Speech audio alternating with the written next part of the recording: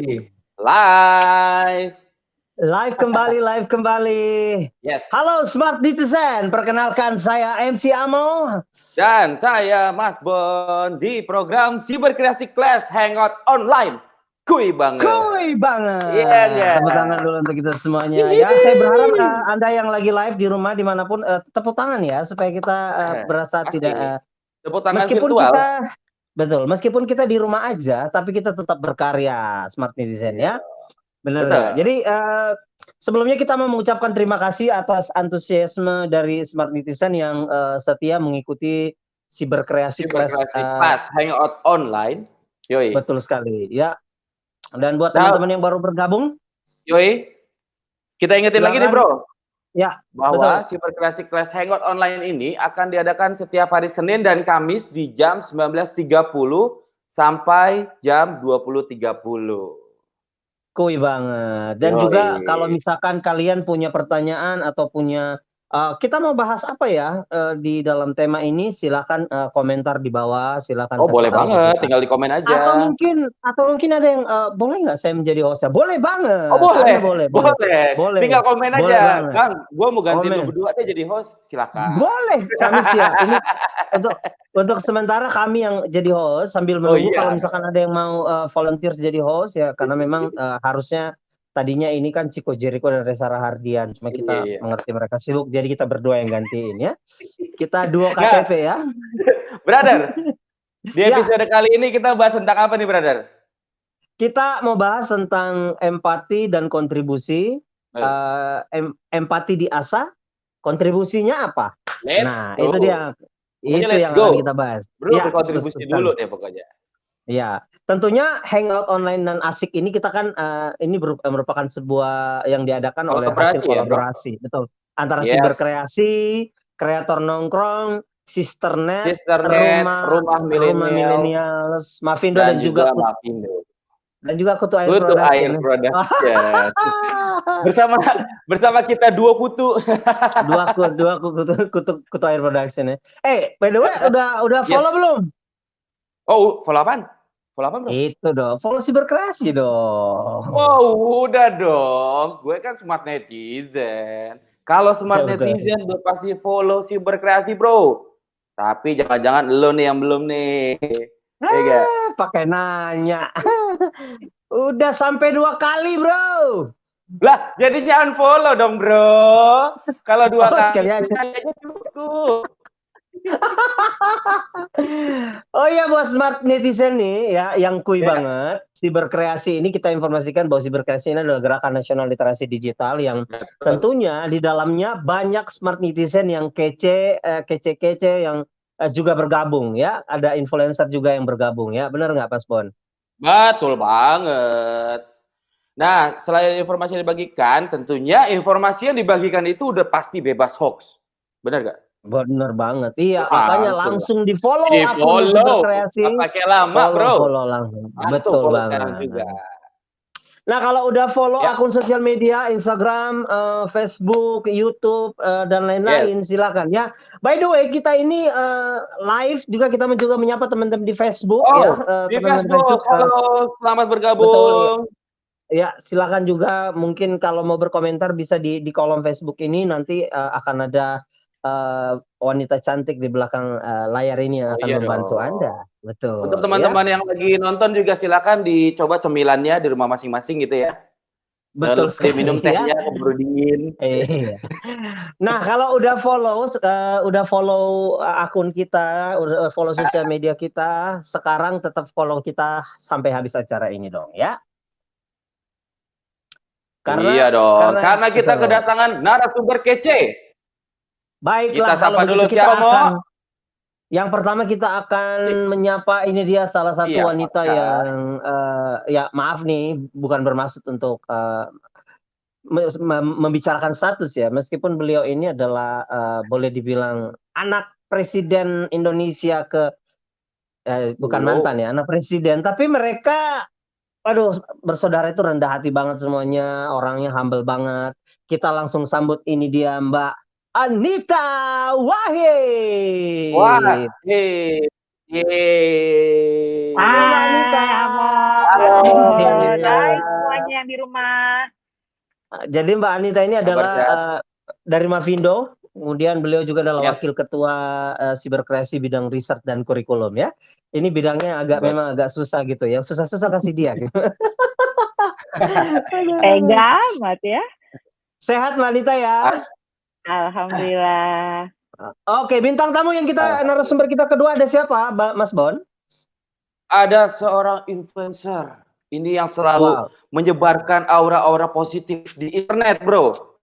Wow, luar biasa. Iya dong. Siapa lagi kalau bukan Bro Edozel. Selamat bergabung. Selamat bergabung, bro. Gila. Ini salah satu tontonan anak gua tuh Edozel loh, beneran. Aduh, bapaknya aja nggak pernah. Bapaknya jarang nonton, malah anak saya yang ngomong Edozel. Terus dia nanya, Dedi kenal Edozel? Oh, itu adik kelas saya toyor-toyor palanya dulu di sekolah.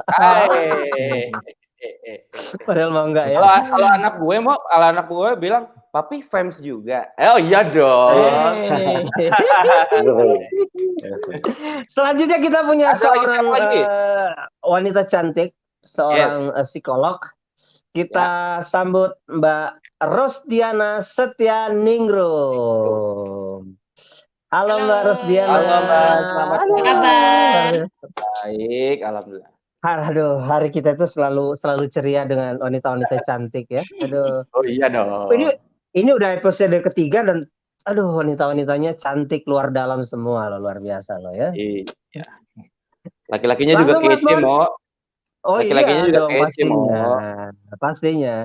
Dan tentunya juga nanti kita akan terhubung juga dengan Dokter Fania Utami ya. Fania Utami ini dari rumah divisi mental health dari Rumah Millennials ya, dan juga beliau adalah co-founder dari Medicine.id, Medical Illustrator. Baiklah ya, kita nanti akan tersambung dengan Fania juga.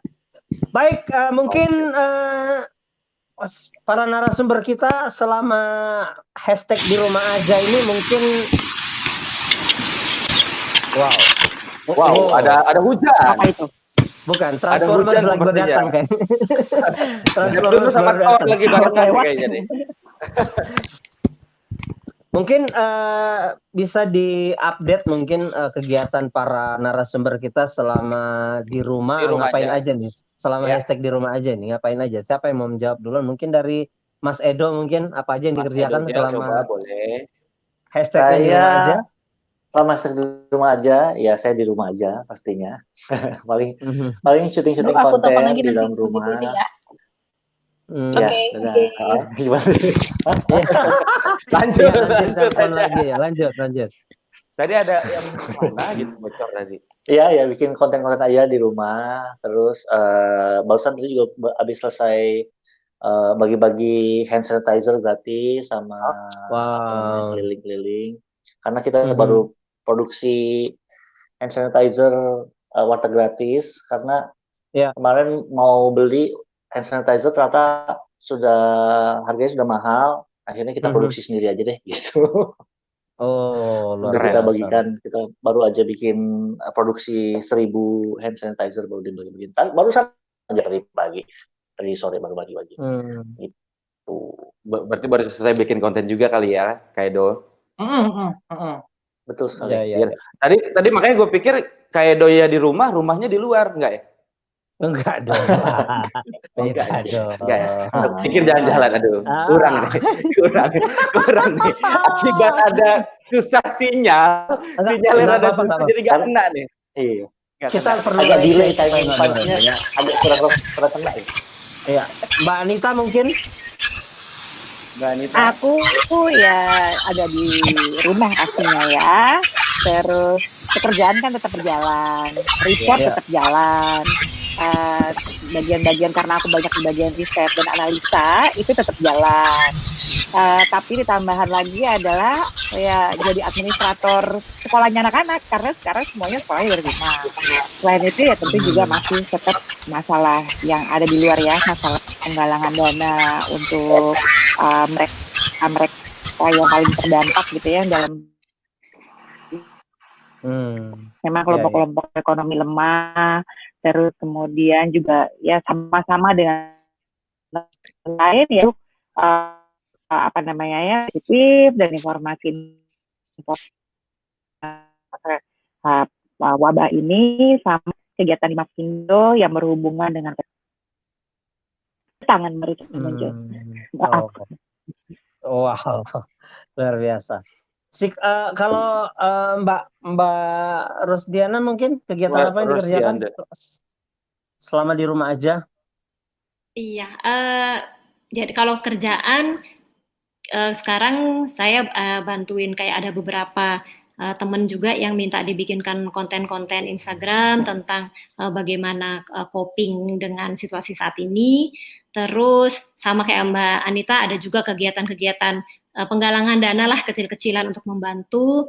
Dan di klinik saya itu kami para psikolognya bersama-sama kita punya ini konsultasi free yang online untuk siapa aja sebenarnya yang mau lewat Instagram. Tapi juga sih sebenarnya terutama mau kami tujukan untuk para petugas medis siapapun yang ada di garda depan, karena kan mereka pasti juga tingkat stresnya tinggi banget kan. Jadi kalau pas mereka punya waktu mau curhat silahkan ada di Instagram klinik kami. Terus kami juga posting-posting kayak self help untuk menghilangkan kecemasan. Nah kali tuh Mas ada yang lagi cemas atau Mbak Anita gitu ya. Itu bisa tuh banyak ada tips-tipsnya di situ, ada cara-caranya juga. Sama kegiatan baru adalah masak tiap hari. Jadi sering masak ya. Hobi lama bersemi kembali. Itu bikin stres kayaknya justru kalau saya. Bikin stres ya. Waduh. Saya malah apa namanya malah masak tuh jadi menghilangkan stres gitu. Jadi saya suka makan sebenarnya. Gitu kan. Lebih gampang makannya ya Mbak daripada masak kali ya. Iya.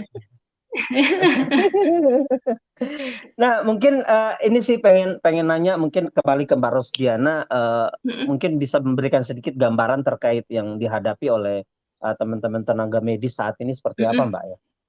Jadi kan emang udah ada beberapa yang cerita gitulah ya ke kami. Memang kalau saya sih kebayangnya, aduh ini ya pasti di sana tuh hektik, sibuk, terus kadang peralatan alat perlindungan dirinya APD-nya juga kurang gitu. Jadi kebayang gimana mereka harus bekerja dengan peralatan itu gitu. Ada juga yang cerita bahwa cari tempat tinggal susah juga ya gitu kan. Ternyata itu benar juga gitu, bahwa mau pulang ke tempat kosnya juga mungkin penghuni yang lain takut jadinya gitu. Jadi akhirnya mereka harus cari tempat baru gitu. Jadi banyak sekali tantangan yang dirasakan oleh para petugas medis ini. Luar biasa. Saya mah dengar aja deg-degan loh. Gimana yang beneran di sana gitu kan?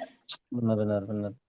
Tapi kalau dari sisi mungkin Mbak Anita dan Mas Edo juga bisa menjawab mungkin bentuk empati apa sih yang diharapkan sebenarnya oleh tenaga medis dari masyarakat ini. Mungkin Mbak Anita ataupun Mas Edo sudah bergerak untuk banyak LSM atau banyak teman-teman yang sudah mulai bergerak untuk membuat semacam gerakan-gerakan untuk membantu para tenaga medis gini. Mungkin dari Mas Edo atau Mbak Anita ada bentuk empati apa yang sebenarnya diharapkan dari mereka? Mas Edo mungkin bisa jawab. Mas Edo dulu? Oh boleh. Mas Edo dulu boleh. Ayo yang mana? Saya jadi bingung nih. Mungkin Mbak Anita dulu deh. Boleh, ladies first. Coba Amo dulu deh. Amo dulu. Gimana? Saya udah nanya Pak, jangan saya jawab lagi dong. Kita kalau ngomongin empati dalam kondisi bencana apapun gitu ya, termasuk bencana. Tentang dua hal. Pertama adalah dan orang-orang yang berusaha membantu korban. Nah, kalau bencana alam itu korbannya jelas gitu ya. Ada orang-orang yang kehilangan rumahnya, terpencar dari keluarganya dan seterusnya. Tapi dalam wabah ini, korban itu sebenarnya agak blur gitu. Korbannya siapa? Apakah hanya ular sama penyakitnya aja yang kemudian jadi korban. Tapi kan ternyata enggak, apalagi dalam virus yang memang ini virus asing, belum jelas, penularannya cepat banget, saintis juga kejar-kejaran gitu ya untuk berusaha cari tahu ini gimana penyelesaiannya. Di saat yang sama kita jadi berpikir sebenarnya korbannya siapa nih gitu. Nah kalau kita ngomongin korban jadinya banyak banget sebenarnya aspek yang bisa kita lihat nih. Yang pertama adalah mereka-mereka yang memang sudah pasti tertular, itu jelas korban. Yang kedua adalah orang-orang yang punya kemungkinan besar untuk tertular. Dalam hari ini adalah misalnya para suspek, para ODP, para PDP, dan juga orang yang punya kerentanan yang tinggi terhadap si virusnya. Dalam artian kalau misalnya mereka sampai terkena virus ini mungkin tingkat kemungkinan penyembuhannya itu jauh-jauh lebih kecil dibandingkan orang lain yang sehat misalnya. Korban lainnya siapa? Korban lainnya adalah orang-orang yang justru berusaha membantu. Seperti tenaga medis yang kewalahan ketika memang diserbu dengan banyak sekali penyakit orang-orang yang sakit. Nah, korban lainnya itu juga ada.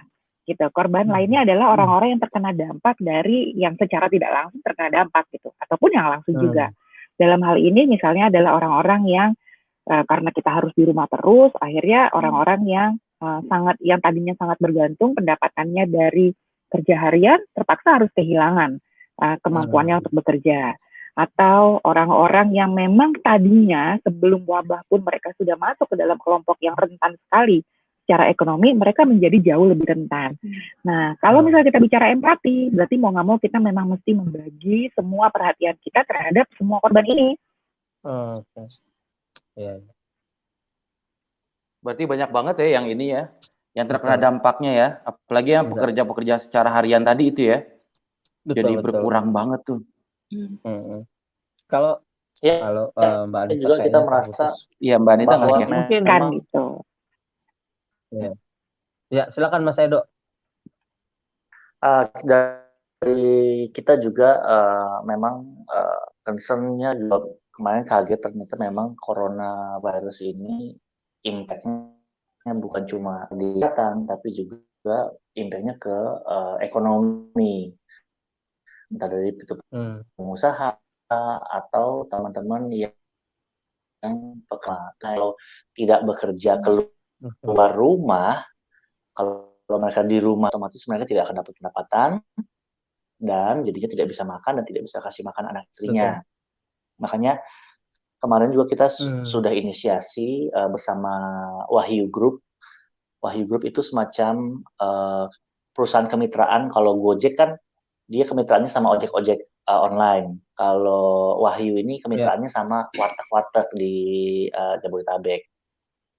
Nah, jadi kita bermitra sama mereka, kita yang mensuplai makanan untuk teman-teman pekerja harian atau ojek online. Jadi mereka bisa di rumah aja, tapi tetap bisa makan. Jadi itu yang sedang kita jalankan. Sama satu lagi, kalau dari sisi warteg gratis, kita mencoba membantu coronavirus dari sisi edukasi tentang cuci tangan.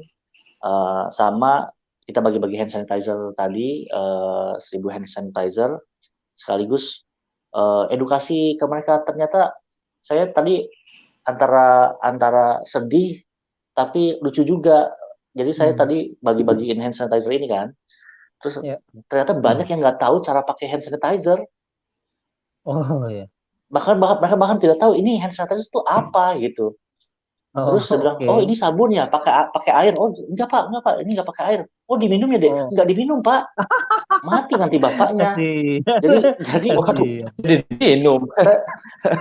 Saya lucu tapi dalam hati sedih juga. Maksudnya mereka seawam itu mereka tidak tahu hand sanitizer. Jadi yang tadinya awalnya kita cuma mau bagi-bagi ke teman-teman pekerja yang masih keluar rumah. Akhirnya jadi mengedukasi mereka juga. Jadi memang dampak coronavirus ini jauh bukan jauh. Dampak coronavirus ini lebih daripada dampak kesehatan maupun ke teman-teman medis gitu. Jadi banyak sekali terdampak, termasuk pengusaha-pengusaha pun yang banyak yang curhat ke saya. Mereka pun lagi defisit sekali karena ya pemasukan pun mereka kurang, akhirnya banyak melepas karyawan juga, dan berimpaknya benar-benar luar biasa si coronavirus ini. Malah saya pikir mungkin para lanjut begitu. Ya, malah saya pikir dampak ketakutan coronavirus ini secara mental juga sangat berat sekali. Makanya tadi saya sangat penasaran banget untuk dengar Kak Rosdiana untuk cerita efek ke psikisnya tentang pemberitaan corona ini. Ya. Kayak sebenarnya kita lagi mencoba untuk tersambung dengan Dokter Fania ya sebagai benar-benar tenaga medis untuk tahu bagaimana mungkin kondisi yang dibutuhkan tadi, yang sambil mungkin kita menunggu berusaha untuk Dokter Fania dan meminta gambaran kali ya yang dihadapi teman-teman tenaga medis saat ini gitu ya. Jadi dibalasnya pakai voice note. Jadi sementara dia lagi voice note. Mungkin khususnya buat Mbak Anita dan juga Mbak Rosdiana, mungkin di masa-masa lagi genting kayak gini tuh pasti para wanita itu pasti butuh banget solusi edukasi via digital ya kan, apalagi smart citizen yang perempuan kayak Mbak Anita, Mbak Rosdiana gitu loh. Jadi tapi jangan khawatir, ada Sisternet dari Excel Axiata di www.sisternet.co.id. Di sini Mbak Rosdiana atau Mbak Anita mungkin bisa dapetin banyak banget materi edukasi berbentuk artikel dan juga video yang bisa dilakukan dan bisa di rumah itu lebih baik, bisa dikerjain sambil ngobrol, browsing dengan teman-teman, hal-hal yang bermanfaat, jadi bisa di-sharing di situ. Jadi bisa silakan buat smart netizen juga yang ada dimanapun, silakan banget, boleh join di Sisternet dari Excel Axiata ya. Di sana ada banyak informasi yang bisa kalian dapatkan gitu. Ya, silakan Mas Bon. Ya, sorry mau putus-putus. Di gua, ya. Halo. Ya.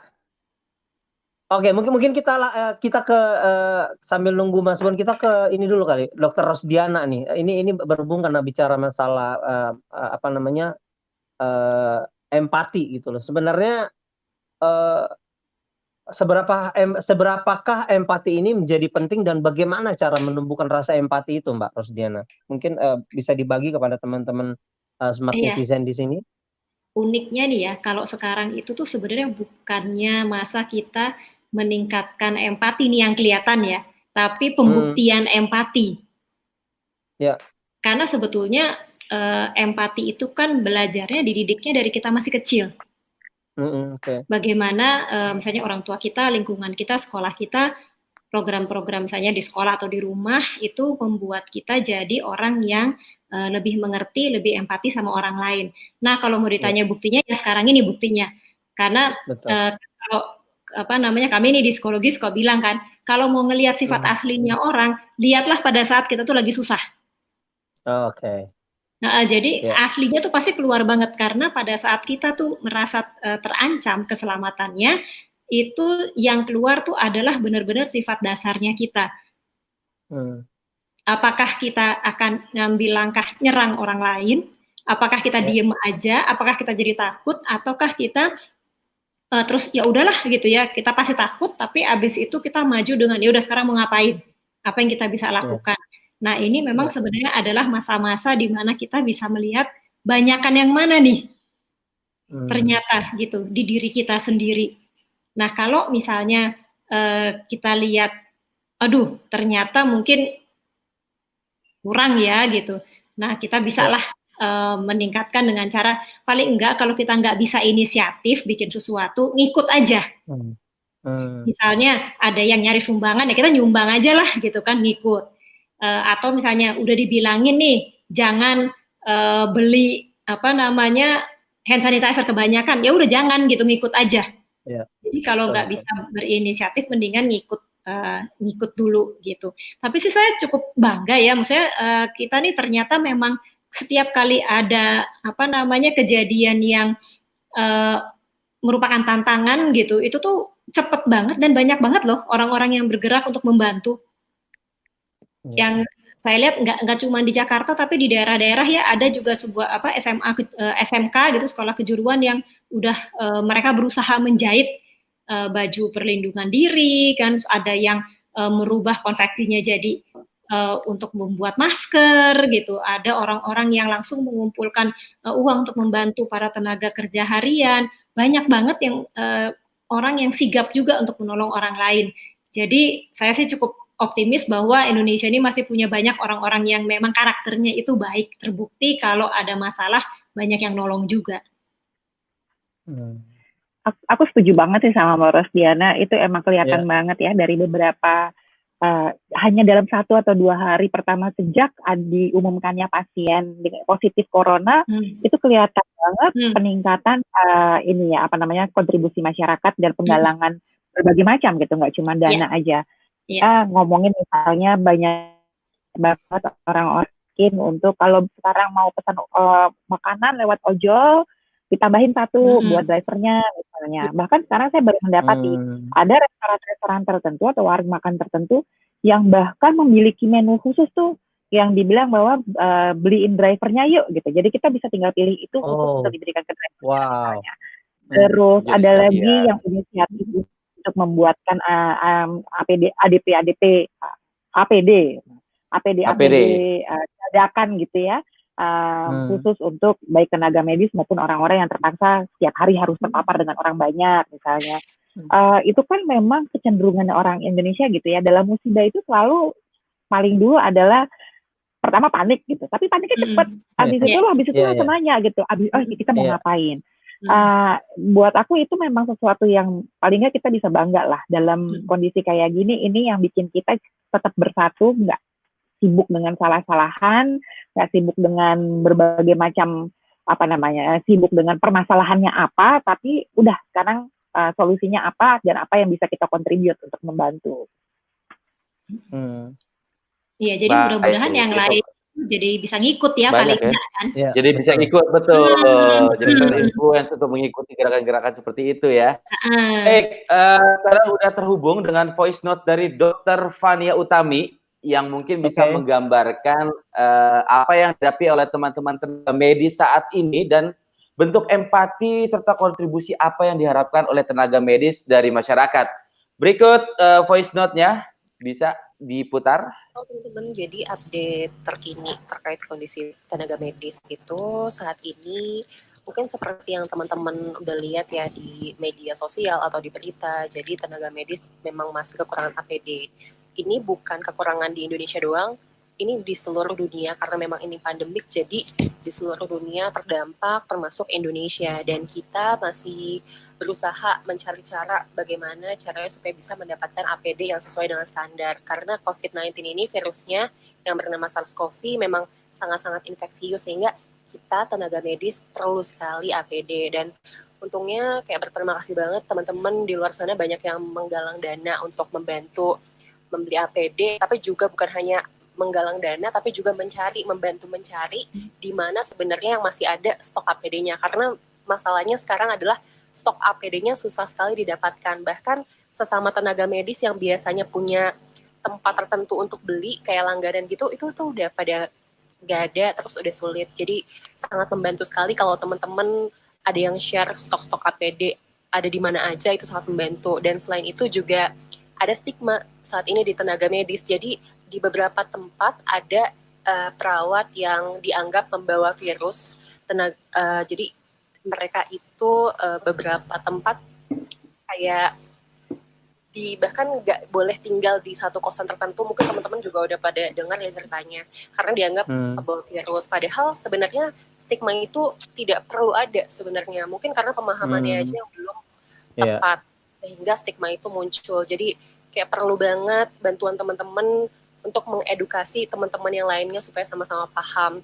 Lalu selain itu juga karena memang kondisinya pandemik, sehingga banyak pasien yang datang ke rumah sakit. Itu jadi banyak sekali, dan memang betul beban kerjanya jadi meningkat untuk tenaga medis. Dan peningkatan beban kerja ini sebetulnya bukan apa-apa dibandingkan dengan, memang capek sih, tapi belum apa-apa dibandingkan dengan beban mentalnya, teman-teman. Jadi saat ini kondisi tenaga medis di Indonesia juga mengalami beban mental yang cukup signifikan, karena contohnya kita sudah lihat sendiri ada beberapa pahlawan kita teman sejawat dokter yang gugur karena COVID-19 ini. Jadi itu adalah sesuatu yang menjadi beban mental sekali karena teman sejawat ini kan sudah seperti saudara sendiri ya. Jadi ketika gugur, ketika mendapat kabar itu rasanya jadi cukup sulit untuk kita sesama tenaga medis, sesama dokter.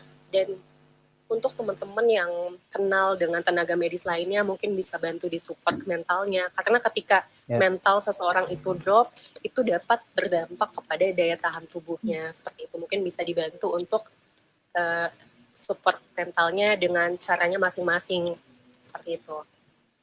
Ya. Wow. Terima kasih Dokter Fania ya. Informasinya dari Dokter Fania dan semoga juga Smart Netizen ya bisa ikut membantu tenaga medis dengan cara di rumah aja tapi tetap produktif. Begitu betul bukan Alvo? Betul banget.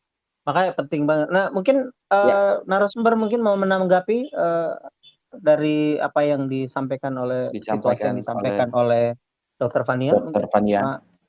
Mas Edo mungkin mau menanggapi. Ya, memang saya juga ada mendengar dan juga membaca soal itu. Menurut saya justru harusnya terbalik stigma itu. Justru teman-teman yang di kosannya atau di apartemennya ada suster atau dokter yang merawat COVID-19 harusnya bisa jadi bisa jadi sumber informasi yang tepat karena kan banyak banget berita hoax yang tersebar. Justru harusnya mereka tetap malah disupport untuk tinggal di sana supaya pertama jadi sumber informasi, kedua jadi istilahnya pertolongan pertama lah kalau kita ternyata punya gejala seperti itu. Jadi memang perlu banyak di-educate sih. Benar. Iya sih. Tapi mungkin dari sisi psikologisnya mungkin Mbak Rosdiana bisa sharing sedikit, Mbak. Ya tentang ketakutan masyarakat sih gini, saya sih nggak berani bilang juga itu kurang empati gitu ya, karena mungkin kan mereka juga jadi merasa harus melindungi keluarganya gitu kan. Ini terjadi memang karena saya setuju tuh sama Mas Edo, emang kurang edukasinya, karena kita nggak tahu apa yang sedang terjadi, kita nggak tahu itu menularnya gimana, udah gitu kan banyak banget hoax ya. Kayak tiba-tiba tuh saya tiba-tiba bilang ini, hati-hati, itu virusnya melayang di udara gitu. Terus saya bilang, waduh, kita kayak di gas chamber dong, mati semua dong gitu ya.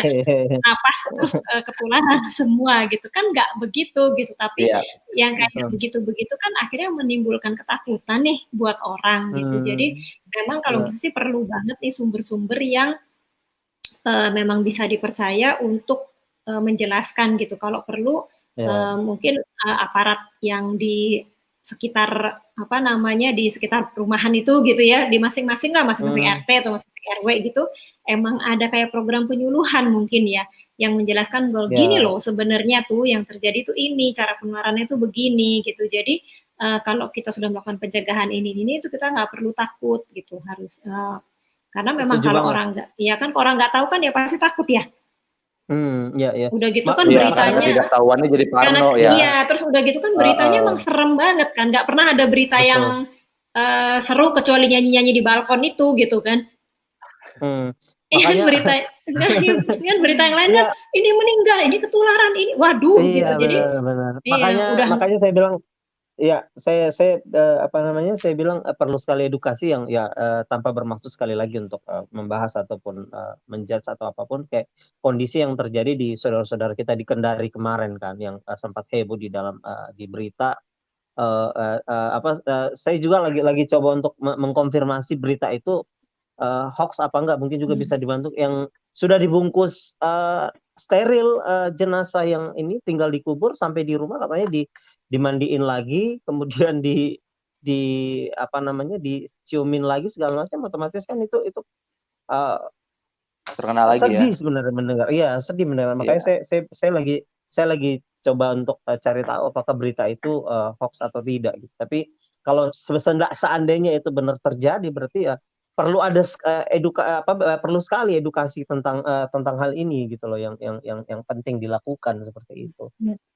Mungkin Mbak Anita mungkin bisa menanggapi dari apa yang disampaikan Dr. Fania tadi, mungkin bagaimana perasaannya mendengar situasi itu, Mbak Anita? Ya, memang bisa dipahami ya, sebenarnya lagi dalam kondisi sangat kalut dan sangat was-was. Dan yang lebih mengerikan kan karena kita nggak tahu jawabannya apa gitu. Dan itu membuat segala sesuatu jadi sangat tidak menentu buat kita. Kita nggak tahu apakah kita sebenarnya sekarang sudah kena atau belum. Kita nggak tahu kalau misalnya pun kita adalah carrier, lalu apa yang harus kita lakukan? Apakah kita bisa menularkan kepada orang lain setelah masa inkubasi selesai misalnya. Terus termasuk juga kalau misalnya kita mengacu kepada kasus Kendari misalnya, banyak sekali orang-orang yang ternyata tidak memahami fikih bahwa dalam kondisi wabah ada pilihan-pilihan untuk penguburan tertentu gitu ya. Sehingga ketika seseorang punya keluarga yang anggota keluarganya meninggal, dan ini baru diduga ya, kalau yang di kasus Kendari itu kan memang baru diduga karena hasilnya belum keluar hasil tesnya. Dan tetapi kan memang tenaga kesehatan otomatis memberlakukan protokolnya adalah sesuai dengan berjaga-jaga supaya tidak terjadi penularan. Nah, tetapi keluarganya sendiri kan pasti perasaannya adalah kalau aku tidak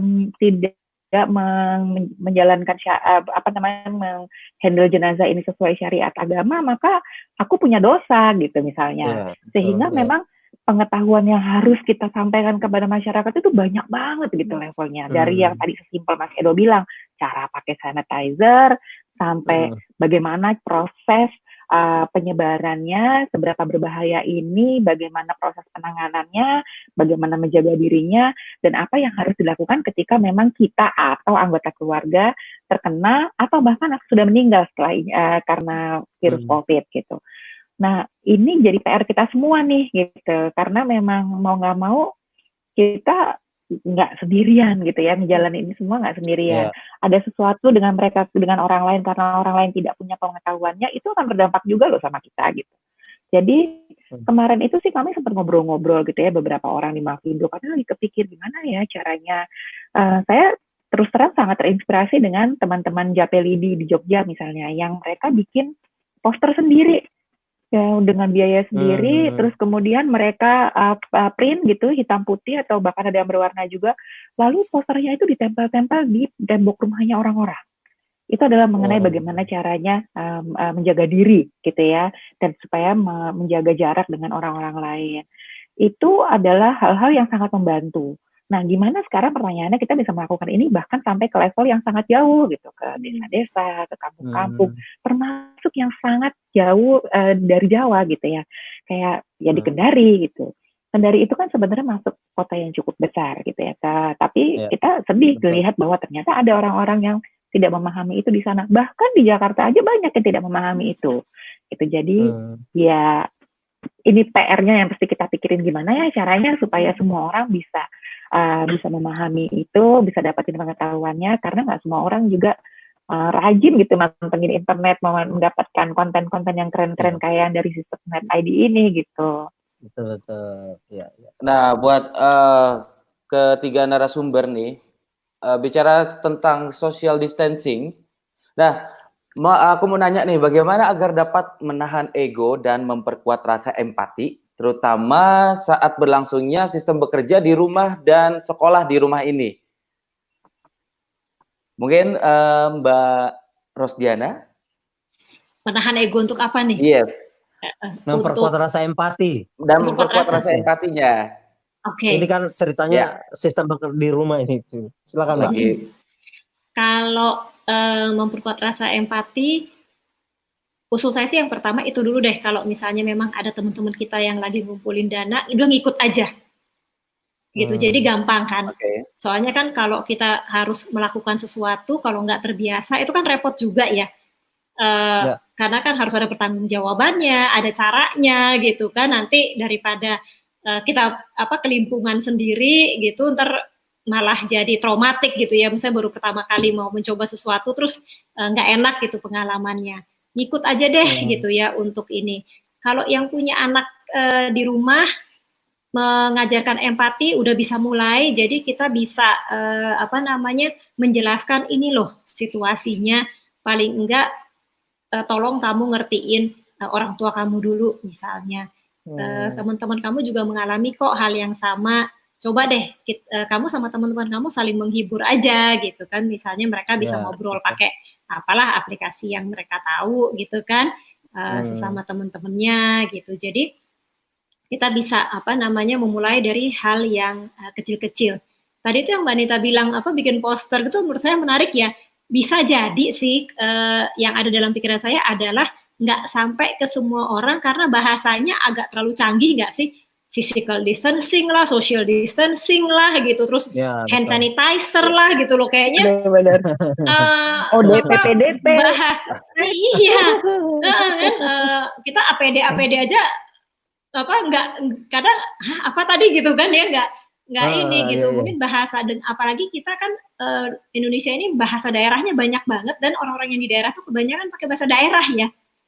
Jadi mungkin harus diterjemahkan ke bahasa daerah dan bahasa-bahasa yang lebih simpel. Nah ini juga hal empati yang bisa kita lakukan nih.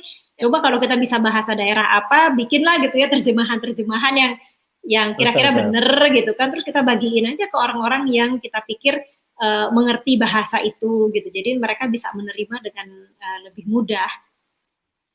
Ya benar bang. Kalau yang tadi Mbak Rosdiana bilang itu saya lagi coba ingat.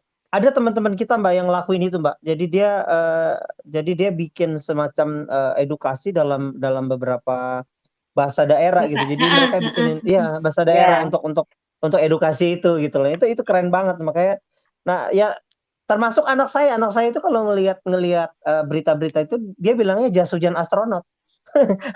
Jadi buat dia itu jas hujan astronot yang menurut dia itu kok orang di rumah sakit pakai jas hujan astronot, Dad? Itu ngapain sih? Nah, itu ya memang setuju sekali dengan itu, penting sih memang untuk melakukan. Tapi mungkin kalau saya melihatnya positif image dari krisis COVID-19 ini kan misalkan kita bisa melihat ada edukasi pola hidup bersih dan sehat gitu loh. Terkait kesehatan mental, jadi kita mendadak membuat banyak orang tuh tidak mengerti dari banyak hal gitu. Nah, yang mungkin Mas Edo bisa membagikan gitu dari apa yang Mas Edo lakukan, mungkin bentuk empati dan kontribusi apa yang mungkin bisa kita lakukan di hari-hari sekarang ini gitu loh. Selain mungkin bisa tadi sudah menceritakan program Warteg itu, mungkin ada sedikit gambaran yang dari teman-teman influencer biasa lakukan, Mas Edo. Sebenarnya sih nomor satu sih kalau dari sisi content creator dan influencers pastinya sih tetap creating konten supaya teman-teman yang sedang di rumah aja, yang sedang di karantin juga bisa tetap betah di rumah. Karena sebenarnya orang nggak tahu ya, saya melihat anak-anak muda terutama ya, mereka tuh kayak nggak betah banget di rumah, padahal saya mah pengen banget di rumah. Jadi kayak gatel gitu kalau nggak nongkrong, nggak bareng teman-temannya kayak gitu. Padahal sekarang udah ada YouTube, udah ada Netflix dan segala macamnya. Jadi maybe mungkin kayaknya perlu ditanamin mindset bahwa kita semua adalah carrier gitu. Jadi kita harus punya mindset bahwa semua anak muda, semua kita sebenarnya sudah terkena COVID-19 dan carrier sebagai mindset aja. Supaya kita tidak sembarangan untuk melangkah keluar rumah. Menurut saya sih karena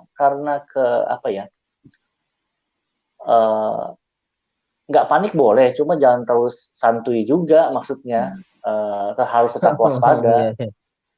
Tetap waspada, jangan panik, tapi jangan terlalu santuy juga. Saya rasa sih itu sih nomor satu. Betul, kita harus tetap di posisi waspada, harus ikutin instruksi dari orang-orang yang dipercaya. Saya juga kemarin sempat ngobrol sama teman saya yang di luar daerah. Ternyata mereka di sana lebih tegang dibandingkan kita yang di sekitaran Jakarta, karena di sana berita WhatsApp grupnya itu sangat-sangat intens sekali dan push konten, dan tokoh-tokoh di sana juga tidak punya sumber informasi yang benar gitu, yang valid gitu ya, Kak Edo. Mungkin dari pemerintah atau pemilik media, dia main repost terutama aja kali gitu ya. Jadi berita-berita yang serem-serem gitu yang keluar.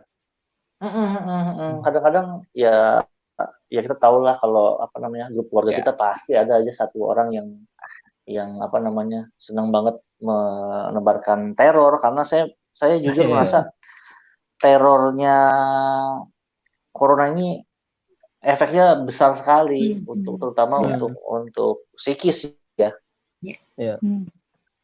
Malah kadang-kadang sekarang saya saking banyaknya baca berita tentang corona, kadang-kadang saya suka bilang, apa gue panas ya gitu, apa gue sakit ya. Iya nggak sih? Iya. Benar. Saya jadi kayak suges gitu ya. Iya. Jadi kayak suges ini gue gitu ya. Jadi batuk biasanya ya nggak sih?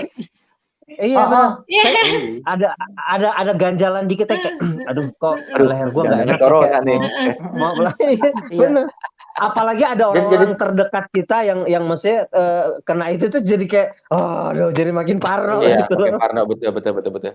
Jadinya sakitnya bukan karena COVID-19 tapi sakitnya karena berita COVID-19. Karena beritanya justru ya, bukan virusnya. Nah, iya. Betul. Nah, mungkin Mbak Anita bisa bantu kita jawab. Kebetulan kan Mbak Anita di Mavindo nih. Nah, mungkin simpang siurnya berita dan ketidakpastian berita dan lain-lain ini kan pasti bawa efek psikologis dan kecemasan yang benar-benar berlebihan sampai tadi kita jadi depresi. Mungkin bagaimana sih sebenarnya masyarakat harus bersikap dengan kondisi ini, Mbak Anita? Sebenarnya ini tema untuk hangout yang berikutnya sih, atau udah malah gitu ya. Ada satu tema hangout kita ini jadi seru gitu. Soalnya mumpung ada orang dari sini nih. Sekalian jadinya. Ya udah, emang sih sebenarnya dalam kondisi sehari-hari aja emang kita udah harus selalu waspada ya sama semua informasi yang kita terima. Apalagi dalam kondisi-kondisi wabah seperti ini. Cuma memang kita nggak bisa juga menyalahkan orang dalam kepanikannya. Mereka biasanya kan insting yang pertama selalu keluar adalah panik. Nah, dalam kepanikannya dia akan selalu berusaha untuk pertama melindungi dirinya dan melindungi orang-orang yang dia sayangin. Gitu. Makanya akhirnya efeknya adalah tidak mengecek apakah sebuah informasi itu benar atau enggak. Pokoknya langsung diterusin kemana-mana, supaya orang-orang yang dia sayangin itu bisa terlindungi juga gitu. Harapannya dia begitu, harapan orang-orang yang suka nebarin macam-macam tuh itu sebenarnya. Nah, justru kita yang cukup punya kepala dingin untuk berhenti sejenak dan ngelihat informasi ini yang perlu rajin-rajin ngingetin. Buat orang-orang yang rajin, yang kayak anggota keluarganya Mas Edo tadi gitu ya, yang tampaknya menyebalkan sekali sampai Mas Edo udah gitu, gregetan banget. Mungkin bisa dikenalkan dengan beberapa tools yang bisa dipakai buat ngecek informasi itu benar apa enggak. Kayak Mavindo tuh punya beberapa tools yang bisa digunakan oleh umum. Yang pertama adalah database-nya hoax kami. Ada lebih dari 3.500 hoax sekarang di situ yang sudah kami verifikasi. Namanya turnbackhoax.id. Tinggal masukin aja keyword-nya tentang apa yang mau dicari, itu akan keluar semuanya. Terus kemudian kami punya juga aplikasi yang bisa dipakai di Android maupun di iOS, namanya Hoaxbuster Tools.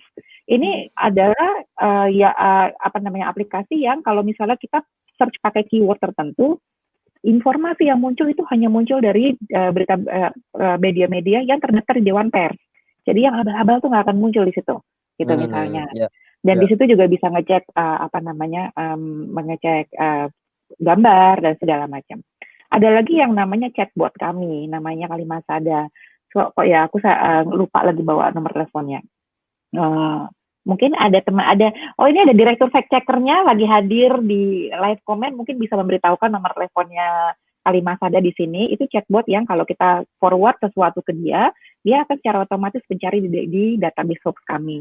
Itu juga cukup efektif untuk diteruskan kepada orang-orang yang suka nyebarin hoax-hoax ini nih gitu. Bahwa itu hoax dan ini semua penjelasannya. Dan sebenarnya lakukannya dengan sangat hati-hati supaya dia juga nggak tersinggung dan malah jadi bagian dari orang-orang yang nantinya akan ngajak orang lain ngecek berita gitu. Itu soal informasi ya kalau kita emang perlu saling menjaga. Alhamdulillah teman-teman terdekat, teman-teman yang aku kenal karena sudah tahu aku posisinya di mana, mereka akhirnya jadi sering forward message gitu. Ketika mereka nggak mendapatkan di database hoax, mereka nanya dulu, ini beneran apa enggak gitu. Jadi fact checkernya Mavindo bisa cek dulu sebelum mereka akhirnya mau menyebarkan. Itu mungkin adalah hal-hal yang memang bisa perlu kita biasakan lakukan semua orang. Iya. Oke, mungkin kita kayak gitu tuh perlu banget tuh Kayak Hoaxbuster Tools. Jadi kalau kita nemu berita-berita, langsung kita search aja di situ valid apa enggak. Ya enggak, Bang? Ya betul. Nanti langsung direspon sama Mas langsung Ari direspon. Bukan. Ya, ini kita langsung ke pertanyaan netizen ya. Pertanyaan teman-teman di live chat ya. Ini sudah ada Ivana Maida bertanya nih. Bagaimana caranya memberi semangat seseorang yang positif COVID-19 untuk mereka nggak jadi depresi? Silakan, siapa yang mau menjawab dulu? Semua harus menjawab. Mungkin dari Mbak Rosdiana, Mbak, silakan. Kalau yang udah positif ya? Iya. Kalau yang udah positif, bisa dikasih contoh-contoh yang memang udah sembuh, supaya tahu kalau bagaimanapun juga ada harapan. Kemudian kita juga bisa kasih tahu langkah-langkahnya. Ini loh kan yang penting kalau misalnya kita sudah ada berobatnya, sudah melakukan hal-hal yang emang diminta gitu. Mudah-mudahan kan emang ininya chance-nya bagus gitu kan untuk sembuh. Kemudian kalau yang biasanya sih yang saya lakukan kalau misalnya saya juga lagi stres entah apapun gitu ya, coba kita alihkan dengan melakukan sesuatu atau melihat sesuatu yang memang kita sukai.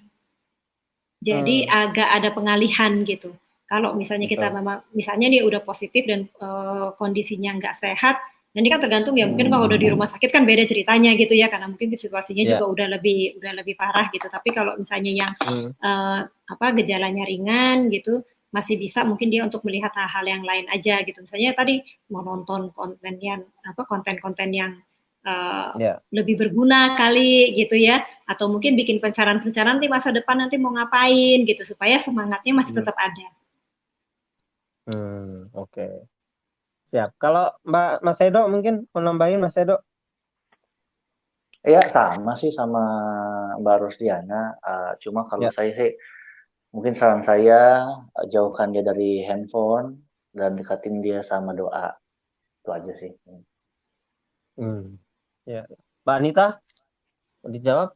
Tambahin? Kalau untuk orang-orang gitu ya, misalnya keluarga, itu mungkin lebih mudah sih sebenarnya. Kita tahu yang dituju siapa gitu. Kita bisa semangatin mereka, kasih lihat contoh-contoh orang-orang yang udah sembuh, rate recovery-nya lebih tinggi secara global gitu dibandingin yang meninggal, dan apa yang sebenarnya bisa dilakukan untuk menjaga supaya akhirnya tidak bertambah parah gitu.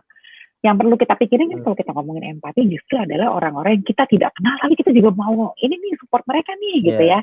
Kita kan pengen banget gitu ngelakuin itu. Nah sebenarnya menurut aku salah satu hal yang bisa dilakukan adalah dengan justru mengkompilasi kisah-kisah kesembuhan itu. Gitu. Kisah-kisah bagus berbagai macam bentuk, mau podcast yang bisa disebarkan kemana-mana. Nah itu akan jadi satu semacam yang kalau akan jadi viral disebarkan kemana-mana, bisa jadi semangat banget buat buat orang-orang yang sudah terkena COVID. Bahkan sebenarnya juga jadi semangat buat orang-orang yang membantu mereka gitu, terutama tenaga medis, karena ketika orang-orang tenaga medis ini menghadapi pasien, mereka juga bisa nge-boost semangatnya berdasarkan info-info ini. Iya, benar-benar. Ya, termasuk mungkin jadi saya punya termasuk boleh dibilang sahabat dekat itu positif ya. Jadi saya sempat waktu kita chat sama dia cuma bilang gini, waktu saya ngobrol sama dia bilang gini, nah gini dong, gue dari kemarin ini stres, kenapa? Tiap orang nelponnya nangis, tiap orang nelpon gue nangis, itu baru lu doang nih kan nelpon gue ketawa-ketawa gitu. Jadi kayak gimana, gue jadi bingung ya ternyata mungkin di situ saya bisa mengambil kesimpulan. Akhirnya saya ya mau tidak mau meskipun mungkin akan kelihatan konyol karena saya bikin video-video yang agak sedikit lucu, tapi ternyata itu bikin sesuatu yang menghibur dia gitu loh. Nah, betul. Jadi biar penting tidak sekali juga mungkin ya. Iya, buat Mbak Ivana mungkin kalau punya teman mungkin bisa di-share video-video lucu. Kalau mau video-video lucu Edosel banyak tuh, bisa dikirimin tuh. Buat bahan ketawa-ketawa gitu loh ya. Bener, anti stres. Ngomongin untuk Mas Edo, nih Mas Edo kan kita tahu ya, ada BL yang lucu ya. Nah kita pengen tahu dong gimana sih, nih ada pertanyaan juga dari Om Jai, gimana ngasih tahu ke anak-anak tapi tidak horor gitu tentang virus COVID ini gitu. Gimana coba Mas Edo? Saya sih nggak bisa bantu ya, karena kebetulan anak saya pikirannya tertuju pada dinosaurus sama Hot Wheels. Udah dua itu aja. Jadi dia juga tidak bertanya kenapa dia sudah 2 minggu tidak sekolah. Iya, iya. Nggak peduli ya. Bener, anak saya juga gitu. Di giliran tahu libur belajar di rumah gitu, oh belajar di rumah artinya kalau libur berarti jam pegang handphonenya bisa lebih banyak gitu. Aduh. Bener, anakku juga begitu malahan Lego. Oh corona itu karena main Lego. Tapi mungkin coba untuk Mbak Rosdia kali ya. Ada mungkin bisa dibagi cara paling bagus kasih tahu anak-anak tuh gimana sih ya? Iya. Kan tergantung anaknya umur berapa, terus pengertiannya gimana gitu kan. Yang paling sederhana sih kita bisa bilang bahwa sekarang ini lagi banyak orang yang sakit, dan sakitnya ini gampang banget ketularan tuh, kayak kamu ketularan batuk di sekolah gitu. Jadi kita memang harus menjaga diri dengan baik. Makanya daripada ini kita kan kamu sakit nih, kamu jangan keluar-keluar aja dulu ya, kita main di rumah gitu. Untungnya sekarang banyak loh kalau mau bisa dicari ya, udah ada beberapa orang tuh yang emang membuat video-video ringan gitu yang animasi tentang virus ini dengan cara yang bisa dimengerti anak-anak. Itu juga bisa tuh kita sensor dulu ya, orang tuanya kita lihat dulu kira-kira cocok atau enggak untuk anak kita, terus biarkan dia nonton, lumayan tuh kan, jadi ada waktu tambahan dia buat ngelihat gadgetnya dia gitu. Lihat-lihat dulu juga sih usianya, karena kadang-kadang nih kalau anaknya masih kecil banget terus kita bilang ini penyakitnya berat loh gini-gini, ntar dia malah jadi takut yang nggak perlu gitu kan. Nggak perlu juga gitu. Jadi dijelaskan aja sesuai dengan kepentingannya dia gitu, bahwa memang ini ya memang sakitnya ini gampang nular gitu. Jadi memang kita harus di rumah. Mungkin yang harus dijelaskan juga adalah kalau kenapa orang tuanya masih harus keluar gitu, sementara dia enggak. Nah itu yang emang kita jadinya harus ekstra nih menjelaskan bahwa iya kita memang nggak bisa keluar, nggak bisa di rumah aja karena memang pekerjaannya bapak atau pekerjaannya ibu memang membutuhkan harus di luar. Makanya supaya kita semua nggak ketularan, kalau pulang kamu jangan cium tangan dulu ya, jangan peluk dulu ya gitu. Kita harus bersih-bersih dulu, baru nanti kita bisa bisa main lagi gitu. Dijelaskan dengan bahasa yang sederhana, dan paniknya kita tuh nular loh. Apalagi ibu. Kalau kita ibu-ibu ya, begitu kita senewan, anak senewan. Ya nggak Mbak Anita ya? Langsung. Iya, jadi ya memang begitulah. Jadi iya jangan panik. Kalau kitanya jangan panik aja kalau lagi cerita gitu. Aku mau nambahin sedikit aja yang dibilangin sama Mas Edo sama Mbak Rosdiana. Kalau tentang anak-anak, pertama aku menekankan bahwa supaya mereka tidak panik dengan pandemik ini, aku menekankan bahwa mereka kondisinya sehat. Jadi seandainya pun si virus ini yang kecepatan penularannya sangat tinggi, akhirnya nyampe ke mereka kemungkinan besar juga akan baik-baik saja. Itu aku sampaikan. Yang kedua, tapi tetap harus menjaga supaya gimana caranya nggak kena. Yang ketiga adalah, kenapa sih kita nggak boleh kena? Karena supaya jangan sampai, karena kamu punya kakek, punya nenek, punya orang-orang yang udah tua, yang mungkin rentan gitu. Jadi kita ngejaga mereka supaya jangan sampai mereka yang jadinya kena. Itu satu bagian yang menurut aku membuat mereka jadi empati terhadap kondisinya, karena apapun yang terjadi sama mereka akan berdampak sama orang-orang lain gitu. Iya, benar-benar. Jadi banyak ya dampak-dampaknya. Kalau dari orang tua udah panik, anak juga ada ikutan panik. Berarti kita jangan panik. Nah, kalau bicara tentang tipe kepribadian nih, kan ada yang ekstrovert dan ada yang introvert nih. Tadi saya melihat sekilas ada pertanyaan dari netizen yang bertanya, gimana caranya biar betah di rumah buat orang-orang ekstrovert? Kayak saya gitu ya. Iya, kan mungkin itu challenge banget ya, tantangan banget gitu. Mungkin ada tipsnya gimana cara biar kan betah di rumah? Ya. Iya kan banyak lah sekarang, kan bisa pakai aplikasi, tetap aja kan bisa ngobrol ya, kalau cuma aplikasinya ngobrol aja ya kan. Bisa kok, mau ngopi bareng masih bisa. Ya kayak gini aja, masing-masing pegang kopi ya kan, sambil ngobrol. Virtual. Terus kalau menurut saya malah coba deh gunakan waktu yang kosong ini untuk nambah-nambah ilmu baru, lumayan kan bisa. Sekarang kan banyak banget tuh, balik lagi ya orang-orang yang berjiwa besar gitu, banyak banget pelajaran-pelajaran, modul-modul apa online yang gratisan banyak sekarang. Kalau tadinya nggak sempat belajar, sekarang malah jadi bisa. Kalau mau belajar bahasa baru malah mungkin ada kesempatannya sekarang. Dan kitanya juga bisa ngebantu orang dengan cara itu juga bisa loh. Misalnya, saya punya teknik masak apa yang gampang tapi enak misalnya gitu kan. Bikin nasi goreng yang gampang, cepet 5 jenis nasi goreng gitu. Jadi bisa buat 5 hari.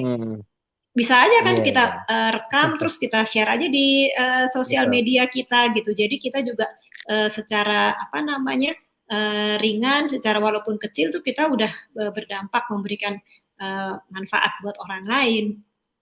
Betul, ya. Ini ada pertanyaan nih dari Mas Herman Mokalu. Mbak Anita sehat? Iya, aduh enggak pertanyaannya. Iya, aku curiga sebenarnya dia nanya enggak gini, aku curiga dia nanya kayak gitu, sebenarnya adalah gini jawabannya. Kalau jawabannya sehat, saya mau kasih kerjaan banyak nih numpuk gitu. Sekalian. Ini pertanyaan kayaknya cocok buat Mas Edo nih. Bagaimana tips bisa membuat konten? Bagaimana tips bisa membuat konten dengan segala keterbatasan social distancing? Sedangkan konten kan nggak lucu kalau vlogging doang isinya. Lain kalau seorang public figure misalkan gitu. Nah, mungkin Mas Edo bisa memberikan tips atau saran? Oh, justru saya sebenarnya lumayan senang di rumah karena memang kalau waktu di rumah tuh lebih enak untuk nulis skrip. Jadi lebih banyak ide-ide sketsa-sketsa lucu-lucu yang lebih mateng. Kadang-kadang kalau saya biasanya kan sehari-hari tuh saya meeting sana meeting sini, lama di perjalanan, macet di jalan, nggak sempat nulis. Jadinya kadang-kadang idenya suka setengah mateng keluarnya. Nah, justru pada saat ini selama 2 mingguan ini nggak pernah ada meeting yang mengharuskan saya untuk macet-macetan buang waktu.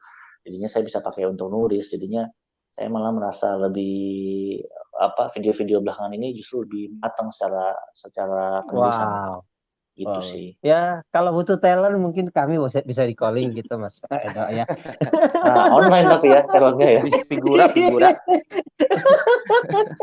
Buat manekin juga nggak apa-apa. Paling ya kolaborasi aja yang agak sulit ya bikin kontennya. Itu dia. Mungkin ada pertanyaan lagi kah, operator? Ada pertanyaan terakhir mungkin?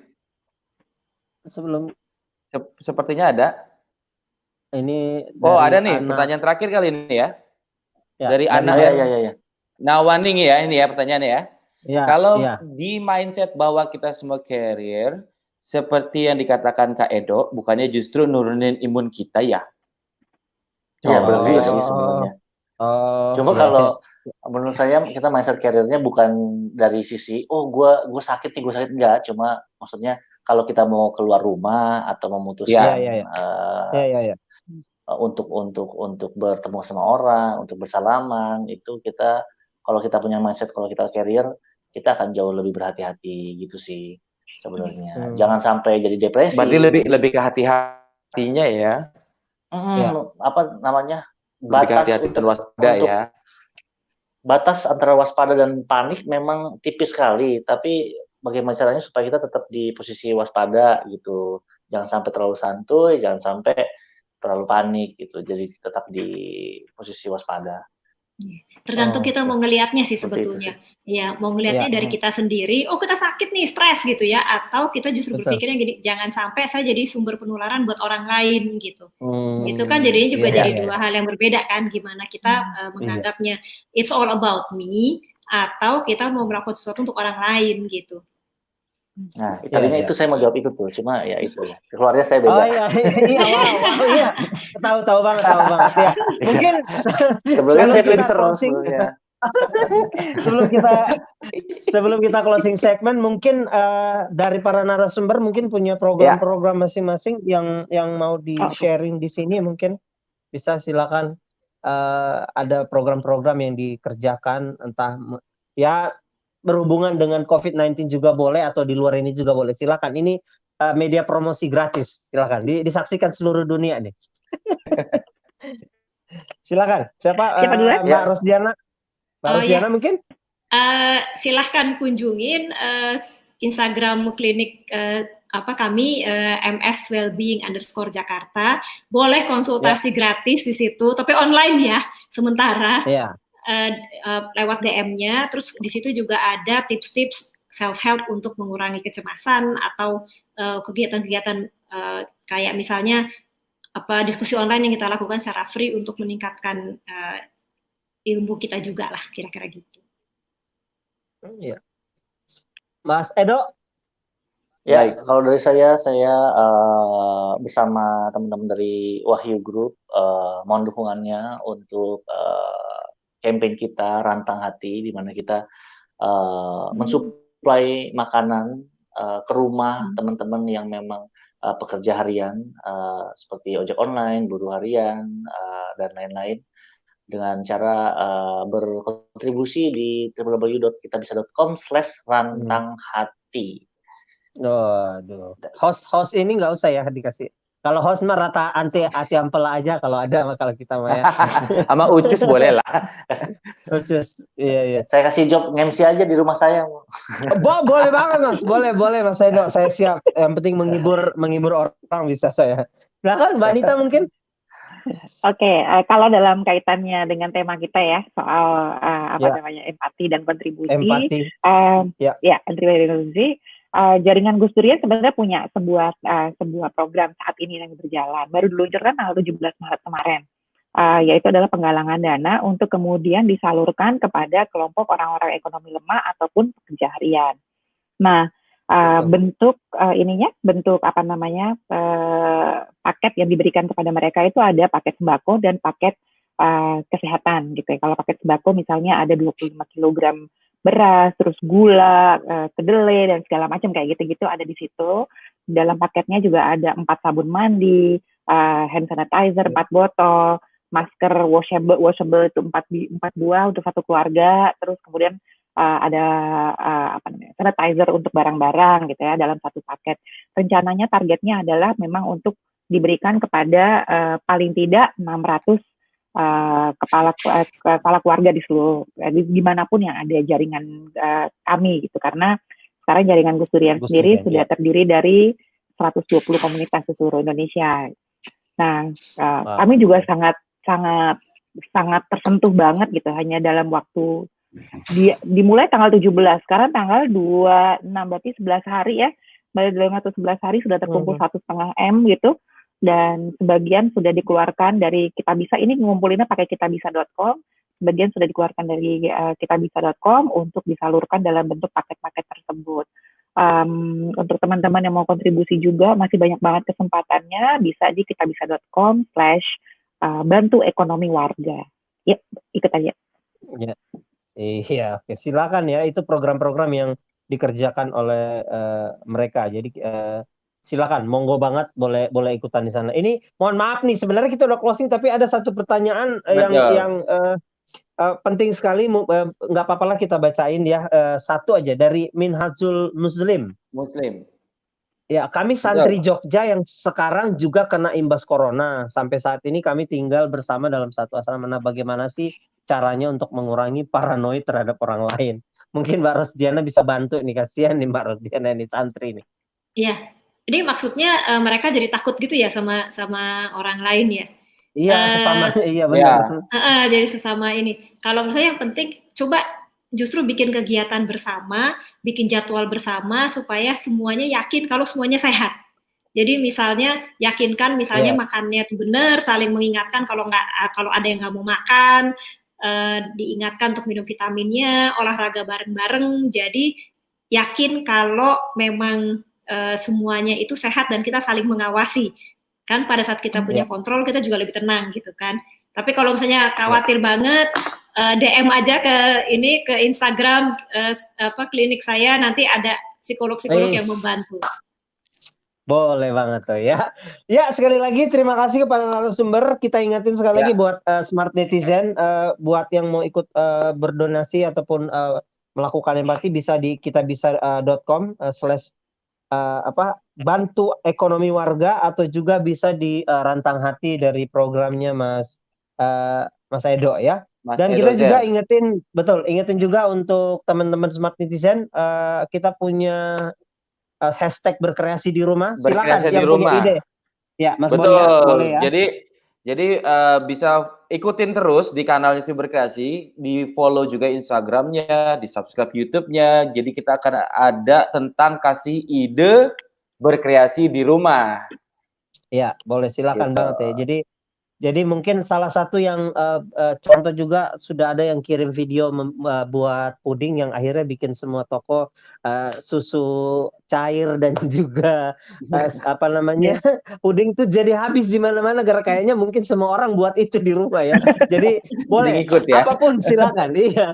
Silakan boleh buat. Ya, terakhir Ya. 5 sikap empati yang penting saat pandemik virus corona melanda, mungkin ini bisa kita sama-sama sharing bahwa yang pertama mungkin kita perlu mengikuti anjuran pemerintah untuk social distancing ataupun physical distancing. Kemudian jangan nyinyir nih sama mereka yang memang mungkin harus pergi keluar rumah untuk bekerja ya. Kemudian yang ketiga tidak panik buying ya. Panik buying, jadi betul. Seadanya aja ya. Kemudian Mas Bon.